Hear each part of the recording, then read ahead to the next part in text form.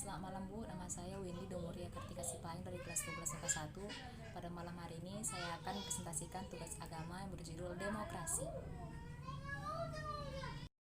Materi pertama yang akan saya bahas yaitu pengertian demokrasi. Jadi istilah demokrasi berasal dari bahasa Yunani yaitu demokratia yang artinya kekuasaan rakyat. Demokratia berasal dari dua kata yaitu demos yang artinya rakyat dan kratos yang artinya kekuatan atau kekuasaan. Istilah demokrasi ini sudah dipakai pada zaman Yunani kuno pada abad kelima sebelum Masehi. Istilah ini menggambarkan kondisi politik negara Yunani pada saat itu termasuk di ibu kotanya yakni Athena.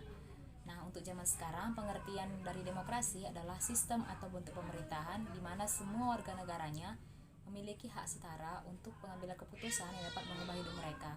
Demokrasi mengizinkan semua warga negara untuk berpartisipasi secara aktif, baik langsung maupun melalui perwakilan dalam perumusan, pengembangan, dan pembuatan undang-undang. Demokrasi juga melingkupi aspek yakni sosial, budaya, ekonomi, dan juga politik.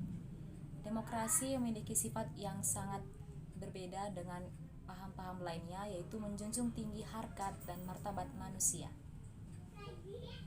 Sementara itu, menurut pengertian para ahli, ada dari pertama, Charles Costello yang mengatakan bahwa demokrasi adalah sistem sosial dan politik pemerintahan diri dengan kekuasaan-kekuasaan pemerintah yang dibatasi oleh hukum dan kebiasaan untuk menjaga hak-hak perorangan warga negara.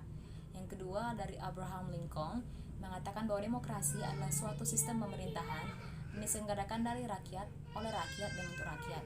Dan yang ketiga, ada dari Hans Kelsen yang mengatakan bahwa demokrasi adalah suatu sistem pemerintahan yang diselenggarakan oleh rakyat dan untuk rakyat, di mana rakyat telah memilih wakil-wakilnya dan juga rakyat telah yakin bahwa kepentingan dan juga kehendaknya telah diperhatikan oleh kekuasaan negara. Materi yang ketiga yang akan saya bahas yaitu ada ciri-ciri demokrasi. Jadi ciri-ciri demokrasi adalah sebagai berikut. Yang pertama, adanya keterlibatan warga negara dalam pengambilan keputusan politik baik itu secara langsung atau melalui perwakilan.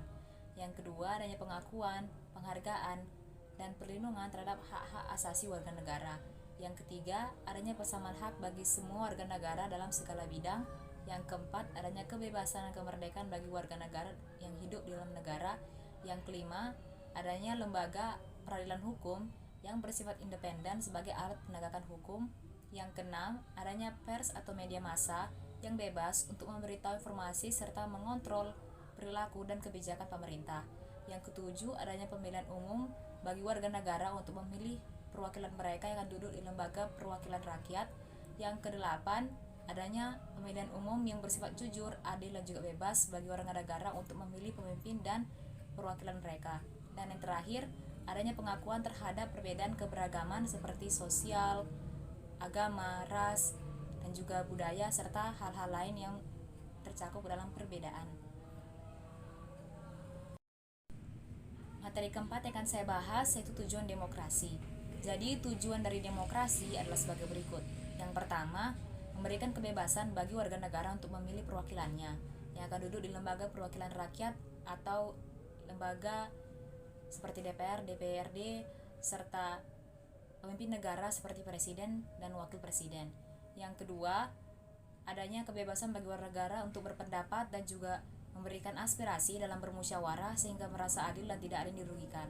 Yang ketiga, adanya kebebasan bagi pers atau media massa untuk memberitahu semua tentang pemerintah kepada masyarakat atau warga negara sehingga warga negara bisa mengetahui apakah pemerintahan menjalankan tugasnya dengan baik serta bagaimana pemerintah menjalankan tugasnya untuk mengontrol negara.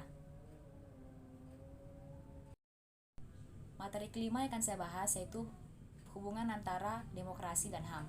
Jadi demokrasi memiliki arti bahwa ia adalah bentuk atau sistem pemerintahan di mana semua warga negaranya memiliki hak setara dalam pengambilan keputusan yang dapat mengubah hidup mereka. Jadi sudah dapat dilihat dari pengertiannya bahwa demokrasi menekankan tentang hak yang setara bagi semua warga negara dalam pengambilan keputusan yang dapat mengubah hidup mereka. Nah, demokrasi memang memiliki gagasan utama, salah satunya adalah hak asasi manusia. Dan sudah seperti di ciri-cirinya dijelaskan bahwa demokrasi menjunjung tinggi harkat dan martabat manusia serta mengakui, menghargai, atau memberikan penghargaan serta perlindungan kepada hak-hak warga negara. Nah, sudah jelas bahwa negara yang demokrasi melindungi, menghargai, dan juga mengakui hak asasi manusia warganya yang tinggal di negaranya. Hak asasi manusia tidak akan mungkin hadir atau ada di negara yang totaliter atau negara yang tidak menganut paham demokrasi.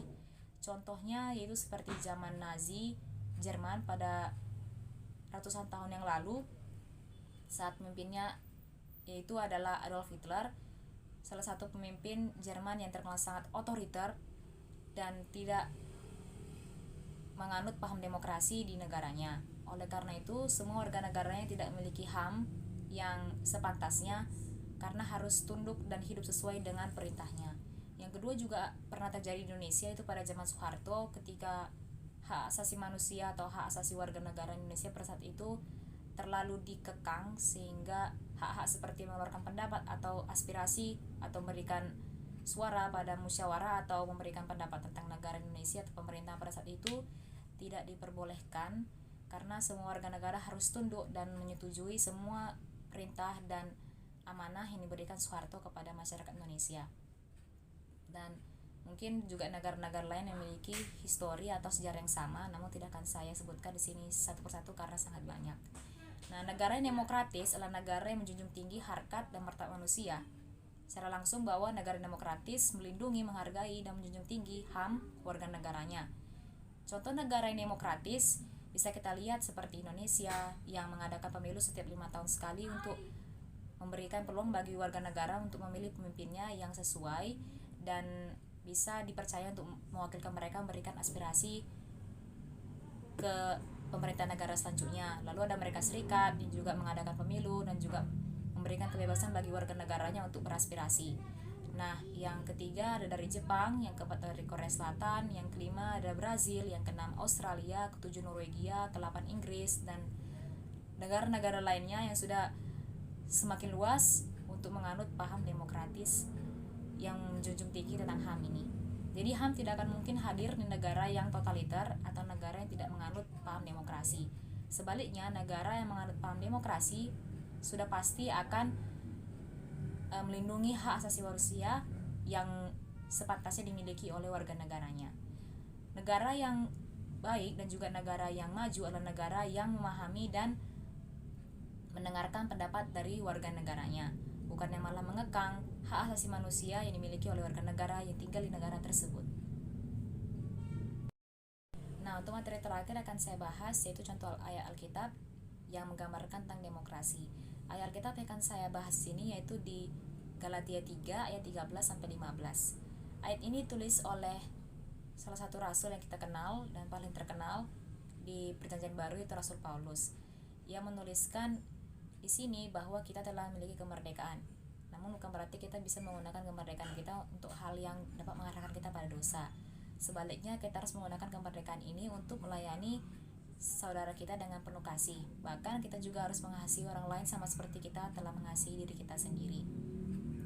Ayatnya ini cukup panjang, namun sini saya akan menjelaskan secara singkat saja mengenai hubungan demokrasi dengan ayat tersebut.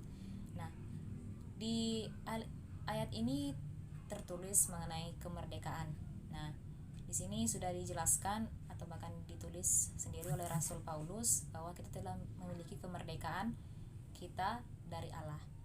Kemerdekaan yang telah kita miliki ini kita tidak memperbolehkan atau kita tidak boleh menggunakannya dengan semena-mena. Karena bukan hanya kita yang tinggal di dunia ini, orang lain juga ada di sekitar kita tidak hidup sendirian, dan mereka juga memiliki hak yang sama. Mereka juga telah merdeka sama seperti kita, meskipun mereka tidak semuanya sama seperti kita, misalnya dari agama atau dari suku atau dari ras. Mereka juga hidup bersama dengan kita, berdampingan dengan kita. Mereka juga telah merdeka. Bahkan demokrasi itu memiliki salah satu prinsip, yaitu tentang penghargaan, pengakuan, dan perlindungan terhadap hak-hak asasi warga negara, dan juga telah dijelaskan pada artinya bahwa ia suatu bentuk pemerintahan di mana semua warga negaranya memiliki hak setara dalam pengambilan keputusan yang dapat mengubah hidup mereka. Jadi sudah jelas bahwa semua orang memiliki hak sama, semua orang juga telah merdeka. Jadi kita tidak boleh menggunakan kemerdekaan kita untuk hal-hal yang semena-mena pada orang lain, karena orang lain juga memiliki kemerdekaan. Jadi kita harus menghargai setiap orang yang juga telah merdeka sama seperti kita. Malah kita juga harus melayani mereka, seperti kita berteman dan juga kita berbuat baik pada mereka, seperti ketika mereka ada musibah kita membantu, seperti mereka ada masalah kita ada di sana dan hadir untuk mendengarkan mereka. Meskipun kita berbeda latar belakang, namun kita hidup berdampingan dan kita juga memiliki hak yang sama. Jadi kita juga memiliki hak untuk melindungi dan juga mengasihi teman-teman kita. Kita harus menggunakan hak tersebut untuk hal-hal yang baik, dan kita juga harus mengaplikasikannya dan bersyukur atasnya, salah satunya dengan mengasihi orang lain sama seperti kita mengasihi diri kita sendiri. Karena mengaplikasikan hak kita dengan semena-mena, misalnya menindas, membunuh, mencuri, menipu, menggelapkan dana atau uang dan sebagainya yang sesuai dengan kita saja, itu tidak baik, itu malah akan menuntun kita pada dosa. Oleh karena itu Paulus mengingatkan kita dengan ini supaya kita tidak lupa bahwa kita tidak hidup sendirian di dunia ini, kita hidup berdampingan dengan orang lain, dan karena kita semua memiliki hak setara, oleh karena itu kita harus menghargai orang lain, toleransi terhadap sesama, dan juga mengasihi mereka sama seperti kita mengasihi diri kita sendiri. Baiklah, sekian dari presentasi saya. Apabila ada kesalahan dalam presentasi saya, mohon dimaafkan. Terima kasih Bu. Shalom.